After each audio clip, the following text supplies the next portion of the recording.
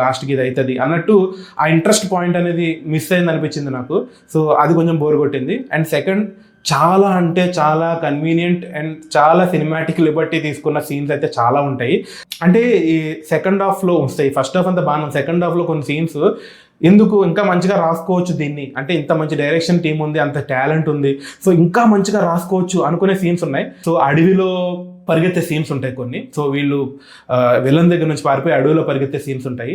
ఆ సీన్స్ కూడా నాకు కొంచెం ఎట్లా అంటే డ్రోన్స్తో అటాక్ చేస్తున్నప్పుడు అక్కడే ఉంటారు, అక్కడే తిరుగుతూ ఉంటారు, అక్కడక్కడే ఆ డ్రోన్తో చూసిన తర్వాత కూడా వాళ్ళు అక్కడే ఉంటారు, ప్లేస్ మార్చరు. అలాగే అడవిలో ఆయనకి కాగడాలు దొరికేస్తూ ఉంటాయి, అన్నీ దొరికేస్తూ ఉంటాయి. సో అండ్ ఇంటర్వెల్ టైంలో అనుకుంటా ఒకటి సీన్ ఉంటుంది, మాస్కులు పెట్టుకుని వస్తారు.